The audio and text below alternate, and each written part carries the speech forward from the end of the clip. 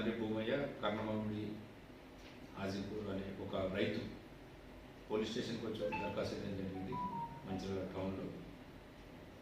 గత నెల కార్తిక్ అనే వ్యక్తి తనకు తాను నేను మార్కెటింగ్ మేనేజర్ అని చెప్పి చాలామంది రైతులకు మేము 50% సబ్సిడీ పైన మేము లోన్లు ఇస్తున్నాము, మిగతా 50% సబ్సిడీగా వస్తుంది.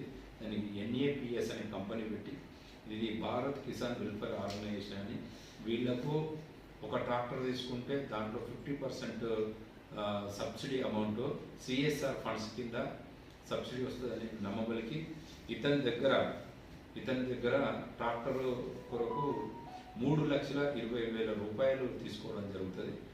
కమిషన్ కింద 35,000 రూపాయలు తీసుకోవడం జరుగుతుంది. దాంట్లో స్వరాజ్ ట్రాక్టర్ ఇతనికి ఇప్పించడానికి స్వరాజ్ ట్రాక్టర్ షోరూంలో 1,07,000 మాత్రమే డౌన్ పేమెంట్ కట్టడం జరుగుతుంది. ఆ ట్రాక్టర్ ఇప్పిస్తారు.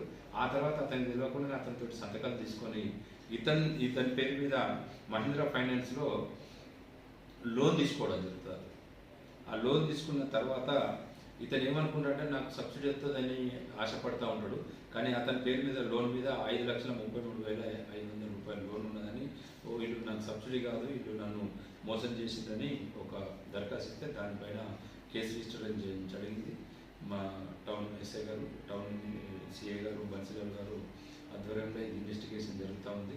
దీంట్లో ఇన్వెస్టిగేషన్లో తెలిసింది ఏంటంటే ఈ ముగ్గురు వ్యక్తులు ఎవరైతే ఈ కార్తిక్ అసలు దీనికి ఉన్నది మేనేజర్గా చంద్రమౌళి, తండ్రి పేరు నారాయణ, ఇతనిది విలేజ్ బెల్లంపల్లి, చంద్రవెల్లి విలేజ్ బెల్లంపల్లి మండలం. తర్వాత రత్నం శ్రీకాంత్, తండ్రి పేరు శంకర్, ఇతను అకౌంటెంట్ అక్కడ.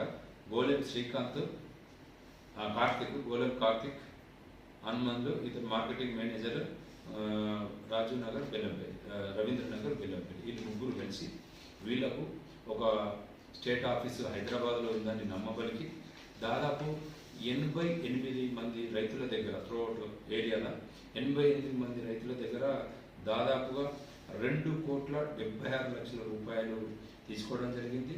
వాళ్లకు ట్రాక్టర్లు ఒక 82 మందికి ఇప్పడం జరిగింది. దాంట్లో 6గురికి ఇప్పలేదు. మిగతా ఇది సబ్సిడీ అనేది ఎవరికి రాలేదు. వీళ్ళ డబ్బులే రొటేషన్ చేసుకుంటూ వీళ్ళు దాదాపు ఈ 40 లక్షల వరకు ఎంజాయ్ చేయడం జరిగింది. సో దీన్ని దయచేసి రైతులు సబ్సిడీ అనే ఉద్దేశంతో వీళ్ళు పెట్టిన ఈ స్కీమ్కి అమాయకమైన రైతులు వాళ్ళ దగ్గరికి వెళ్ళి తీసుకోవడం జరిగింది.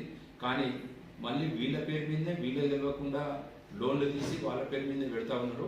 సో ఇది తెలిసిన తర్వాత ఈ లోన్ ఇన్స్టాల్మెంట్ ఏంటంటే 6 నెలలకు 3 నెలలకు సంవత్సరానికి ఉంటుంది కాబట్టి వాళ్ళకి తెలియదు. ఆ సంవత్సరం వచ్చేంత వరకు ఈ మిగతా డబ్బులన్నీ అంటే చేసి వాళ్ళను చీట్ చేయడం జరుగుతుంది. సో దాంట్లో ఈరోజు ఆ ముగ్గురిని తీసుకొచ్చి ఇంట్రాగేషన్ చేసి అరెస్ట్ చేసి ఇంట్రాగేషన్ చేస్తే మేము ఇట్లా చీట్ చేస్తూ ఉన్నాము, ఇంకా సబ్సిడీ లేదు ఏం లేదని వాళ్ళు ఒప్పుకున్న తర్వాత ఈ ముగ్గురిని అరెస్ట్ చేసి ఇలా కోర్టు